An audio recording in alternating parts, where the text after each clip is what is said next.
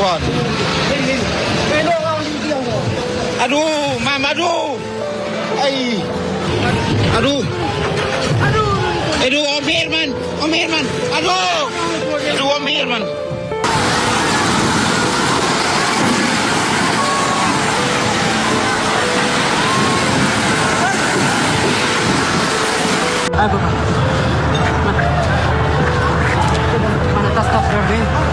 Izin melaporkan kondisi gereja Paroki Borong. Kira-kira Ya Allah. Ini kalau siapa itu? Bapakku.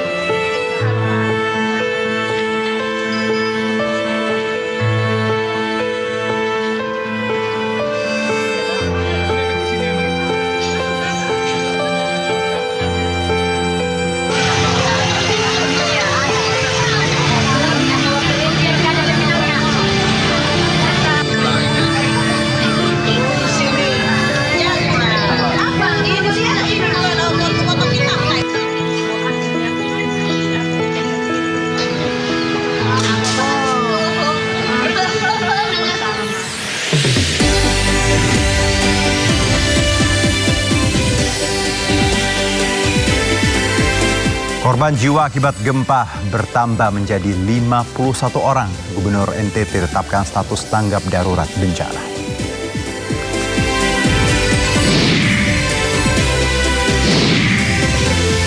Wakil Presiden Gibran Rakabuming Raka kukuhkan 76 anggota Paskibraka 2026.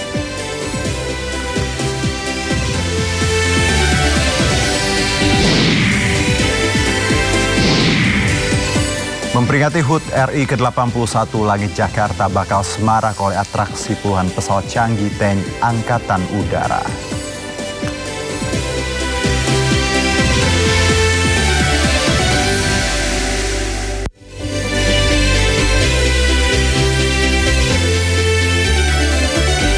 Ya, halo pemirsa, BNPB melaporkan jumlah korban jiwa di hari kedua pasca bencana gempa NTT bertambah menjadi lebih dari 50 jiwa. Sementara itu di tengah duka di timur Indonesia, persiapan kawasan wisata Monas sebagai salah satu titik utama Pesta Rakyat HUT Republik Indonesia yang ke-81, sejumlah persiapan terus dikebut. Saya Herjono Syaputra, Anda menyaksikan Sido Sore. Ya, jumlah korban akibat bencana gempa magnitudo 7,7 di wilayah NTT masih terus bertambah. Hingga sore ini total korban jiwa berjumlah 51 orang.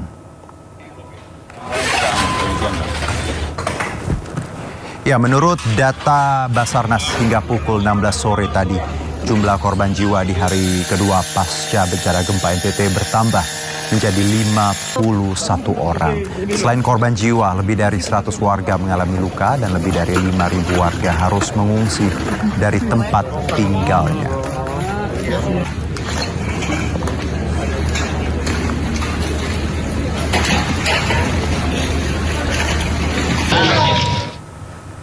Ya, terkait bencana gempa bumi yang melanda wilayahnya, pemerintah Provinsi Nusa Tenggara Timur menetapkan status tanggap darurat selama 14 hari terhitung mulai 15 hingga 28 Agustus 2026.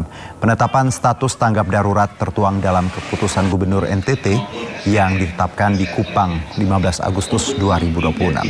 Status tanggap darurat dilakukan untuk mempercepat penanganan dampak bencana sekaligus mempermudah akses, koordinasi, dan komunikasi antar pihak dalam mengerahkan seluruh sumber daya yang tersedia. Selain itu, Pemprov NTT juga memastikan dukungan pembiayaan untuk penanganan tanggap darurat.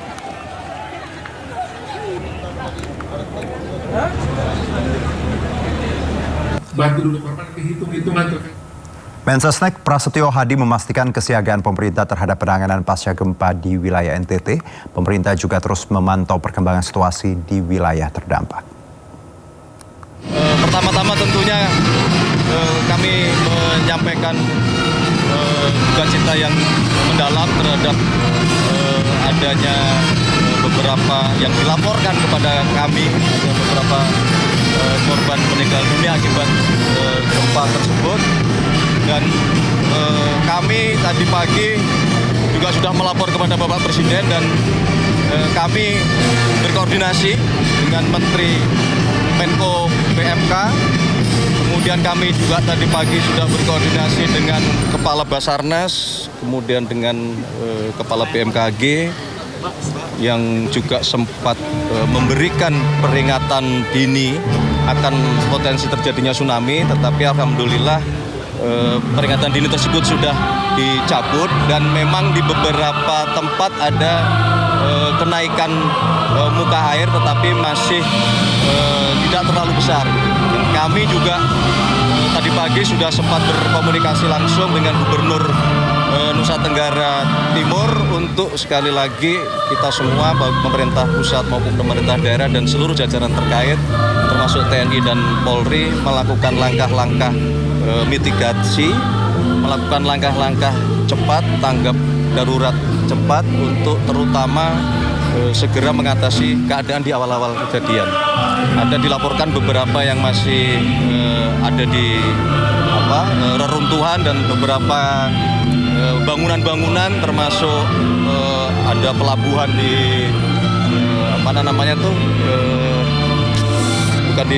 ada satu pelabuhan yang tadi dikirimkan kami juga di Maumere, itu ada reruntuhan dan kemudian ada beberapa kantor-kantor juga yang runtuh. Nah, kami minta untuk segera dicek apakah ada korban di reruntuhan tersebut gitu.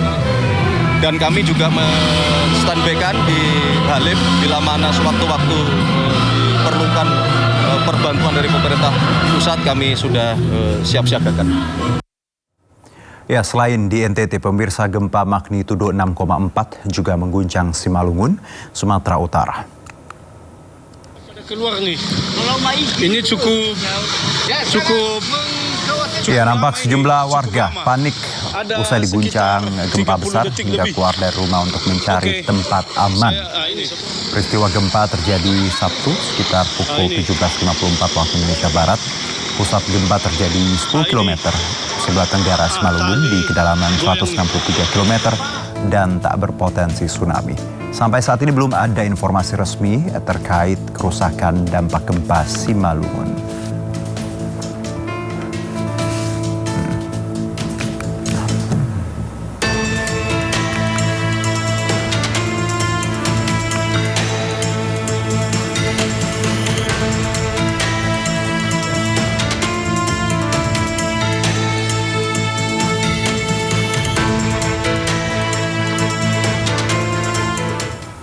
Ya, pemirsa, kita yang tinggal di Indonesia tentunya pasti paham bagaimana tinggal di ekuator ya, di tengah banyak sekali ancaman dan bencana yang datang tanpa aba-aba, menyisakan duka dan air mata untuk kita semua. Tak ada yang tahu pasti kapan bencana melanda, namun kesiapsiagaanlah yang menjadi kunci utama. Lantas sebenarnya sejauh mana kita siap menghadapi bencana? Dan mungkin pertanyaan banyak orang setelah melihat beberapa gempa di beberapa titik di tanah air adalah terkait megatrust dan gempa susulan mengancam warga. Nah, kita bahas lebih dalam. Sore ini bergabung bersama kami melalui Zoom anggota Ahli Kebencanaan Indonesia atau IABI, Bapak Daryono. Assalamualaikum, selamat sore Pak Daryono. Waalaikumsalam, selamat sore Mas Dino. Terima kasih sudah bergabung bersama kami, Pak. Kita tahu ya resiko tinggal di Indonesia dengan segala tadi ya potensi yang kita punya, termasuk ada bencana di sini, Pak. Kalau Anda melihat ada tadi di NTT dan juga Simalungun, apa yang sedang terjadi, Pak, di tanah air sebenarnya? Adakah pergerakan lempeng tertentu atau seperti apa, Pak? Iya, jadi kalau kita melihat secara global atau regional, itu memang faktanya itu memang ada semacam peningkatan aktivitas seismik di Indonesia ya, juga di seputar lempeng Pacific Ring of Fire ya. Namun demikian hingga saat ini itu belum ada sebuah konsep yang sahih untuk membuktikan bahwa gempa itu bisa saling memengaruhi dan saling pisu jika jaraknya berjauhan. Kalau jaraknya dekat itu ada konsep namanya pisuan statik ya. Jadi kalau sebuah gempa terjadi berkekuatan besar, kemudian dia akan menyebabkan terjadi perubahan stres, apakah itu stres positif atau negatif di dekatnya itu masih bisa, sehingga sumber gempa di dekatnya itu kalau sedang mengalami akumulasi maksimum atau stres tegangan yang sudah matang itu bisa terpicu gitu, seperti gempa Venezuela kemarin kan double seismik ya, 72 belum sampai 1 menit muncul 755. Nah itu bisa dijelaskan secara konseptual. Tapi kalau yang terjadi di Venezuela, kemudian di Jepang, kemudian di Kamchatka, kemudian di Filipina, kemudian di Indonesia, itu sampai sekarang belum ada. Sehingga sebagai seorang geoscientist ya, selama teori setelah empirik belum terbukti, maka kita mengatakan itu masih proses kebetulan saja. Jadi saya tidak bisa berspekulasi terkait dengan fenomena gempa yang beruntun ini bahwa ini adalah saling pisu. Jadi Pak Daryono, kalau ada anggapan atau asumsi bahwa kadang kan kita gini Pak, setelah ada beberapa titik misalnya kayak Kolombia gempa, lalu akan ada daerah lain gempa berpengaruh seperti itu ya Pak ya. Berarti belum bisa dibuktikan secara saintifik tadi ya Pak ya? Secara empirik belum bisa dibuktikan. Oke, tapi kalau kita lihat Pak rangkaian ini kan sering terjadi ya Pak ya, bahwa ketika satu titik gempa misal Jepang ya, lalu tiba-tiba beberapa hari kemudian pindah ke Filipina. Ada nggak sih Pak analisa walaupun tadi belum ada secara saintifik, apakah memang tren seperti ini biasa memang lumrah terjadi Pak?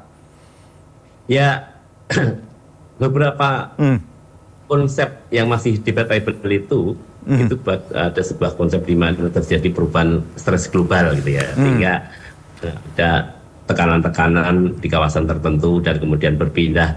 Tapi itu pun secara empirik belum ada konsep yang dijelaskan dengan baik, sehingga saat ini saya masih berpendapat bahwa fenomena ini ya kebetulan saja apabila terjadi gempa signifikan yang waktunya harus bersamaan, kemudian lokasi berdekatan, karena sumber gempa itu memiliki karakter unik ya, sehingga dia itu bisa menumpuk energi tersendiri, kemudian melepaskan sendiri, itu ada periodisitasnya.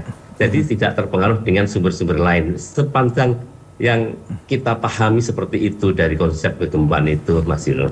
Oke, baik Pak. Karena ini kadang jadi pertanyaan kita juga ya publik, kadang juga ketika ada gempa, wah apakah ini akibat dari satu titik yang kemarin beberapa hari yang lalu. Nah Pak Daryono dan juga pemirsa, saya mau ngajak kita untuk melihat nih ada grafis yang ada di layar, kita coba tampilkan ya Pak ya. Ini kalau kita lihat nih Pak ya, apakah kita perlu mewaspadai potensi aduh amit-amit deh Pak, Megatrust Pak. Ini kan jadi obrolan banyak orang Pak, itu ada lainnya tuh, Sunda Megatrust. Ya ada dekat di bawah NTT dan juga tadi di atasnya Flores itu ya Pak.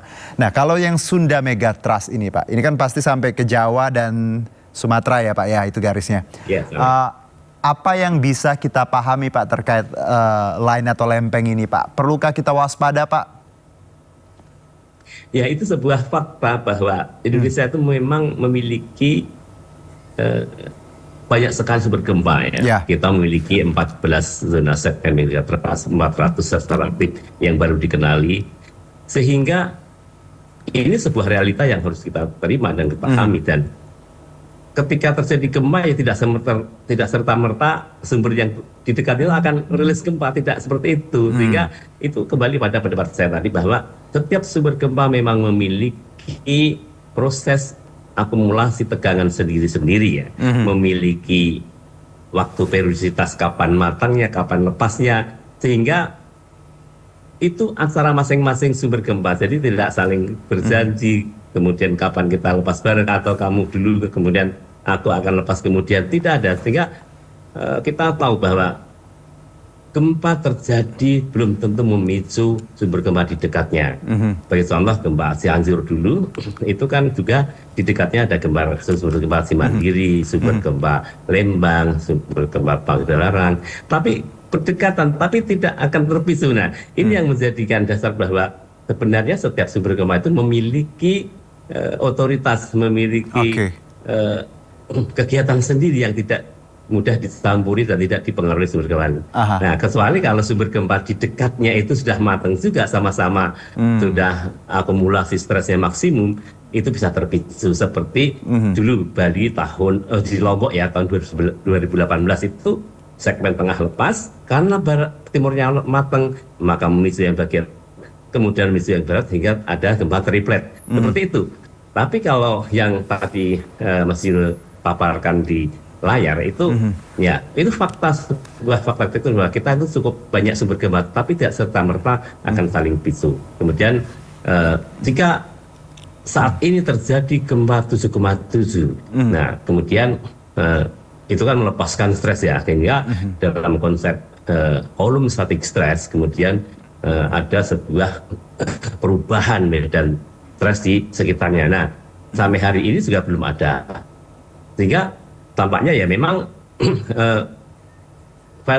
fault sesar yang di dekatnya itu ya memang belum matang, belum optimum, walaupun mendapat tekanan perubahan stres positif gitu Mas. Baik, jadi sebenarnya kalau tadi titik-titik mereka punya otoritas sendiri ya Pak ya. Jadi ketika memang di sebelahnya tidak mateng atau belum saatnya tidak akan terpengaruh lah, kurang lebih seperti itu ya Pak ya. Nah kalau yang di NTT Pak tadi boleh ditampilkan tidak pemirsa lagi, kita mau lihat lagi nih grafisnya ya, biar pemirsa juga melihat. Nah Pak, kalau di titik itu kan ada NTT ya Pak ya, lalu di bawahnya Megatrust Sunda seperti itu.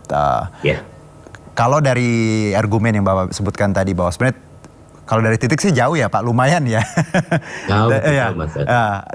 Tidak saling berpengaruh sebenarnya. Kalau dari analisa Anda Pak, berarti yang Sunda Megatrust yang ditakuti ini ada atau ya goncangan gempa yang luar biasa yang diprediksi itu untuk saat ini ya Pak ya, bisa kita simpulkan bahwa apapun yang terjadi di NTT ya itu tidak kemungkinan tidak berpengaruh untuk Sunda Megatrust, kurang lebih seperti itu Pak ya. Ya. Karena tadi memang tadi tiap titik punya otoritas sendiri, kurang lebih seperti itu ya Pak Daryono ya. Betul sekali Mas. Baik, nah Pak, kalau bicara mengenai wilayah Indonesia ini kan kita pulaunya luar biasa, 17.000 pulau seperti itu Pak, dan ya membentang dari Sumatera sampai Papua. Wilayah mana Pak yang memang rawan gempa dan yang less lah seperti itu Pak, yang tidak terlalu banyak gempa Pak? Kalau hasil pengamatan saya terkait dengan aktivitas gempa di Indonesia itu hampir semua jalur megatrust itu memiliki tingkat aktivitas tinggi juga secara aktif. Nah, yang tidak memiliki aktivitas kegempaan yang tinggi ya di Pulau Sumatera bagian timur, kemudian Kalimantan Tengah ke barat, kemudian di selatan Papua, Merauke. Selainnya itu semuanya memiliki tingkat aktivitas seismisitas yang cukup tinggi, meskipun aktivitas seismik yang tinggi itu belum tentu terjadi gempa besar, karena memang aktivitas sesar itu kan jika terjadi pergeseran itu akan menimbulkan gempa walaupun kecil ya. Hanya saja kawasan tertentu dia memiliki kemampuan untuk mengakumulasi medan tegangan yang cukup besar, sehingga semakin lama periodisitas itu tersimpan, maka dia akan mengeluarkan energi gempa yang relatif besar. Itu yang terjadi, Mas. Oke, baik. Nah Pak, kalau kita bicara gempa dan kedalamannya Pak, ini juga berpengaruh ya Pak Daryono terkait tadi yang kita rasakan di permukaan. Kalau yang terjadi di NTT Pak, ini saya dengarkan kedalamannya 15 km seperti itu. Koreksi kalau salah Pak. Anda melihat bahwa ini yang membuat akhirnya di atas juga guncangannya betul-betul kalau kita lihat ya Pak ya dari video yang kita punya cukup hebat ya Pak. Jadi kalau kerusakan akibat gempa itu tidak hanya disebabkan oleh magnitud, Mas Nino. Baik. Tetapi pusat gempa apakah berdekatan dengan kepadatan permukiman? Apakah tanah di daerah itu merupakan tanah lunak yang bisa beresonansi memperbesar guncangan. Kemudian apakah bangunan-bangunan yang ada di tempat tersebut memang memiliki standar yang aman gempa. Jadi faktor-faktor ini menjadi sangat penting sekali ya. Apakah itu kedangkalan, hypocenter, kemudian kedekatan dengan permukiman yang padat, kemudian juga local set effect, tanahnya itu tanah yang memungkinkan untuk mengamplifikasi guncangan apa tidak. Tapi rata-rata tanah pesisir akan mengamplifikasi guncangan, Mas Yuno. Dan juga kualitas bangunan itu. Jadi faktornya banyak. Jadi bangunan kalau kuat, ya dia tidak akan terpengaruh dengan signifikan ya. Karena kita harus paham bahwa gempa itu tidak pernah membunuh dan tidak pernah melukai. Tapi yang melukai dan membunuh manusia itu adalah bangunan yang strukturnya lemah kemudian rubuh menimpa penghuninya. Jadi seperti itu, Mas. Oke. Jadi gempa sebenarnya nggak salah ya Pak, karena mereka itu proses alami. Yang salah tuh kadang kita dalam memaknai dan tadi dalam mitigasinya Pak ya. Kalau kita lihat tahu wilayah yang memang beresiko harusnya sudah paham apa yang harus dibangun di situ ya. Kurang lebih seperti itu ya Pak Daryono. Tapi Pak, sebelum kita lanjutkan Pak, sebelum saya bertanya ketika kita bicara kesigapan infrastruktur dan yang kita punya. Ini yang juga jadi perhatian kita semua Pak. Ketika gempa kemarin ya pemirsa di 7,7 di NTT ini sempat ada peringatan potensi tsunami dan warga di sejumlah pesisir ini Pak Daryono dan juga pemirsa ini sempat panik karena katanya ada air naik. Nah kita lihat bersama.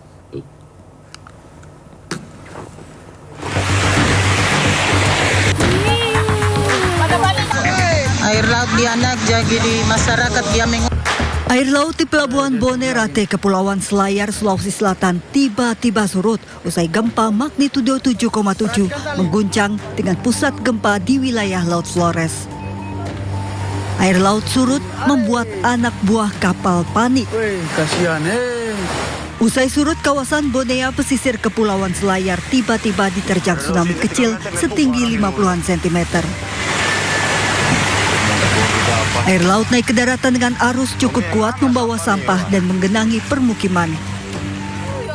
Air laut juga sempat naik dan memasuki kawasan pesisir pantai Matawaue, Kampung Bajau, Siotapina, Buton, Sulawesi Tenggara. Warga yang melihat kondisi ini langsung panik dan menjauh dari garis pantai, khawatir terjadinya gelombang tsunami. Kondisi serupa terlihat di pesisir desa Kakenaue, Kecamatan Pasarwajo. Sejumlah warga bahkan sempat mengungsi ke puncak atau wilayah yang lebih tinggi karena khawatir terjadi gelombang tsunami.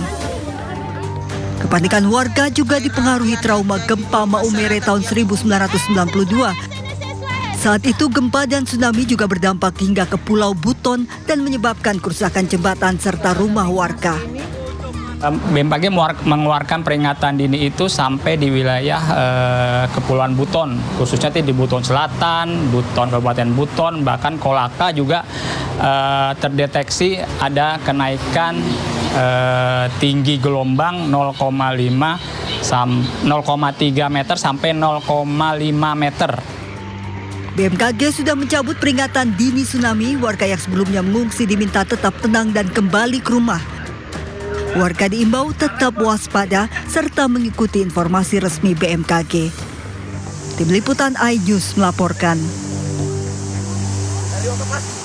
Ya, Pak Daryono, kalau kita lihat tadi ada gelombang seperti itu ya, walaupun tidak tinggi, alhamdulillah ya tidak terlalu signifikan seperti. Tapi ini ada potensi Pak. Kalau kita lihat fenomena seperti ini Pak ya, ketika gempa lalu air tiba-tiba surut, lalu baru dia naik lagi ya Pak ya. Nah sebenarnya Pak, ketika kita bicara mitigasi, memang ketika di pesisir ya Pak, untuk warga yang ada di pesisir ketika gempa, mereka tuh bisa menganalisa ya Pak secara logika ya sederhana bahwa harus sudah lari ke dataran tinggi karena biasanya diikuti air surut. Mungkin seperti itu Pak Daryono. Iya, itu tanda-tanda alamiah Mas. Tinggal masyarakat di pesisir itu juga perlu memahami tanda-tanda alamiah ini, apakah terjadi perubahan muka laut, apakah terjadi surut air, kemudian juga apakah ada goyangan-goyangan pantai yang mana beralun agak panjang, sehingga itu jika terjadi maka harus segera meninggalkan pantai. Jadi jika tempat itu memang ada sirine, maka petugas akan membunyikan sirine sebagai perintah evakuasi. Nah, masalahnya kita boleh bergantung kepada teknologi ya, tsunami early warning system ya. Tetapi buatan manusia bisa fail ya, sehingga kita perlu di dalam latihan, di dalam sosialisasi, mitigasi tsunami itu sampai memahami cara merespon sistem peringatan dini tsunami, juga harus dikenalkan konsep evakuasi mandiri. Karena evakuasi mandiri itu jaminan selamat. Jadi ketika merasakan guncangan gempa di pantai, maka guncangan itu kita jadikan sebagai peringatan. Masalah ada tsunami besar atau tidak, itu urusan nanti. Tapi yang pasti kita selamat duluan, sehingga kita wajib untuk segera meninggalkan pantai. Apalagi kalau sudah ada ciri-ciri ada surut air laut, itu sudah kemungkinan itu akan jadi tsunami, sehingga wajib hukumnya untuk segera meninggalkan pantai. Di samping kita tetap berpegang bahwa BMKG memberikan peringatan tsunami, sehingga kita harus segera meninggalkan pantai secepat mungkin. Lebih bagus lagi di pantai itu ada komunitas siaga tsunami yang sudah mengedukasi dan memiliki sistem perintah evakuasi, apakah sirine, apakah kentongan atau apa yang bisa secara massal bisa dipahami oleh masyarakat di situ, Mas. Oke, jadi pasti kita tuh punya ada waktu ya Pak, let's say ya gitu ya, untuk menganalisa dan segera bergerak ketika gempa terjadi. Untuk warga di pesisir ya, gempa terjadi langsung siap-siap naik ke atas, karena memang tadi ada rentan waktu yang masih kita bisa persiapkan ya Pak ya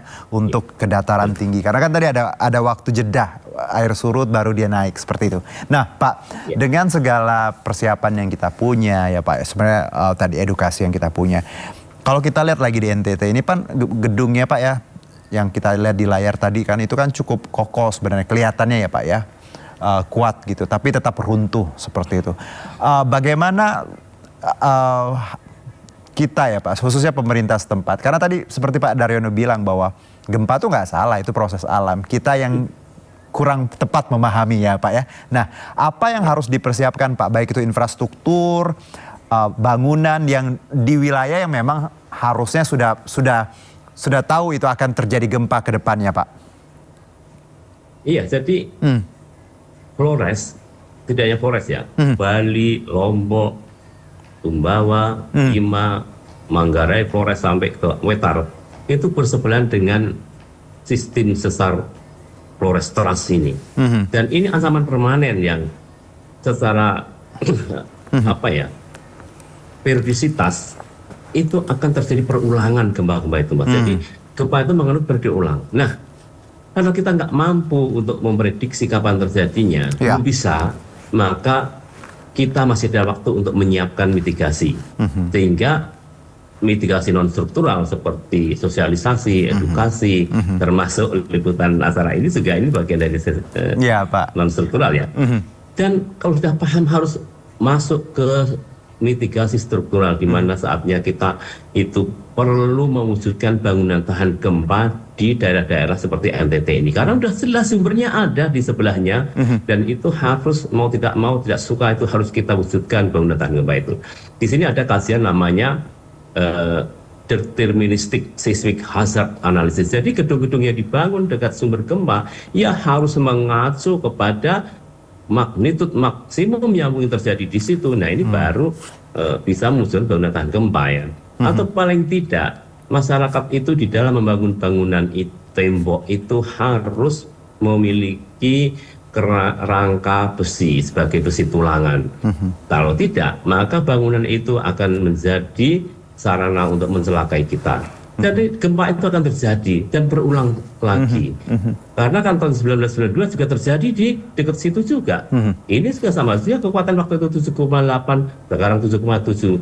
Artinya perulangan, periodisitas itu terjadi. Di samping kita wujud bangunan tahan gempa, atau kalau belum mampu, ramah gempa, Mas. Ramah gempa itu bangunan berbahan ringan dari kayu dan bambu. Yang nggak boleh itu membangun bangunan tembok, batako asal naik, berdiri, tidak ada besi tulangan, semennya diirit-irit, hanya pasir dan kapur saja. Itu kalau ada guncangan tidak akan mampu menahan guncangan, pasti roboh. Nah, kalau anak kita sedang tidur, istri atau suami kita sedang tidur, ya peruntuhan. Disitulah awal dari bencana itu, petaka itu. Sehingga kalau belum mampu menjadikan bangunan yang strukturnya kuat ya, bangunlah bangunan dari berbahan ringan, kayu dan bambu yang didesain menarik. Kemudian perlu cara selamat ya. cara selamat itu juga sangat menentukan keselamatan kita, Mas. Kalau terjadi gempa kuat, sudah sulit berjalan atau sulit merangkak, lebih baik kita mencari perlindungan kepala dan tengkuk kita, Mas. Ingat, kepala dan tengkuk kita itu harus terlindung dari apakah kursi, apakah meja, apakah material bahan lain yang di dalam rumah, itu harus terlindungi. Nah, kalau masih ada waktu untuk gurisan belum kuat, kita masih boleh keluar asal pintunya itu dekat dengan kita berada. Nah, kemudian juga kita perlu bagaimana menjauh dari bangunan-bangunan tinggi. Ya kemarin kan kalau kita lihat di video kan bangunan pelabuhan itu pada runtuh ya, itu menjatuhin orang-orang yang sedang lewat di situ. Kalau sudah terjadi gempa kuat, jangan menjauhlah dari gedung-gedung yang tinggi, itu akan selamat karena banyak material yang jatuh dari atas. Kemudian juga kita di luar upayakan berada di titik yang jauh dari bangunan-bangunan, kabel listrik, baliho, kemudian apa-apa yang bisa menghubungi. Jadi itu keterampilan selamat, Mas. Oke, ini menarik analisa Pak Daryono. Tapi satu Pak, sebelum saya tutup. Tadi Bapak sebutkan bahwa harusnya semua gedung yang ada di potensi bencana gitu ya Pak, baik itu di Flores maupun di manapun gitu, gedungnya harus tadi ya ada anti gempa plus juga mengacu pada magnitudo maksimal lah seperti itu ya Pak, biar bisa antisipasi. Pertanyaan saya sederhana, bukan aku nakutin tapi juga untuk kita waspada ya Pak. Jakarta Pak, ini ibu kota yang gedungnya towering semua, tinggi-tinggi puluhan lantai. Apakah Jakarta sudah memahami potensi ini Pak? Atau memang masih banyak yang belum? Ya, jadi saya saat ini berperasaan baik bahwa high-rise building atau bangunan tinggi di Jakarta itu sudah dibangun berdasarkan kaidah-kaidah tahan gempa. Nah, itu saya perasaan baiknya karena engineer-nya juga sudah mengerti gempa. Namun perlu ada upaya untuk audit bangunan ya, sehingga karena apalagi bangunan tinggi yang sudah berusia tua, Mas, itu perlu diaudit ya, apa struktur, apakah karena kan Jakarta juga sering digoyang gempa ya dari Selat Sunda, dari Banten, dari Selatan Jawa Barat. Itu mau tidak mau kalau sudah pernah berguncang, itu akan muncul micro crack. Dan itu para ahli bangunan harus memeriksanya. Dan kita tidak tahu apakah posisinya sudah diguncang berapa kali dan micro crack itu sudah mana, sehingga upaya-upaya untuk audit struktur itu perlu dilakukan. Kalau ditemukan adanya kelemahan-kelemahan struktur, maka perlu di-retrofitting, diperkuat strukturnya, dan non-strukturalnya, bangunan-bangunan tambahan yang merupakan untuk mempercantik, memperindah yang non-struktur itu juga bisa mencelakai, sehingga harus asesmen apakah itu masih kuat apa tidak. Karena banyak juga Mas, gedungnya nggak rubuh, tapi kejatuhan plafon, kejatuhan bangunan-bangunan tambahan itu atau tangganya itu rubuh, rusak, karena kan bukan bangunan utama itu yang perlu diaudit, sehingga audit bangunan tidak hanya struktur tapi juga apa-apa yang dari gedung itu, termasuk juga lemari-lemari itu apakah terikat dinding dengan kuat, dengan diskrup, diikat kuat, sehingga bangunan-bangunan ruangan yang ada kacanya itu apakah benar-benar menggunakan kaca yang aman jika terjadi guncangan besar. Pak Daryono, terima kasih. Ini informasi yang kita tuh harusnya nggak bosan-bosan untuk kita ulangi ya Pak ya. Karena ini yang kadang bikin kita lupa bagaimana kita mitigasi. Karena ya tadi ancaman bencana tuh ada permanen dan lagi-lagi kita tinggal di Indonesia ya Pak ya. Jadi waspada, nggak ada salahnya walaupun tadi hidup mati rezeki udah di tangan Allah ya Pak. Baik Pak Daryono, terima kasih banyak atas waktunya. Nanti insya Allah kalau kita ada bahasan yang terkait boleh kita undang lagi ya Pak ya. Sehat-sehat Pak Daryono. Pemirsa, demikian tadi bersama Pak Daryono, anggota ahli kebencanaan Indonesia. Dan selamat beraktivitas kembali Pak. Terima kasih.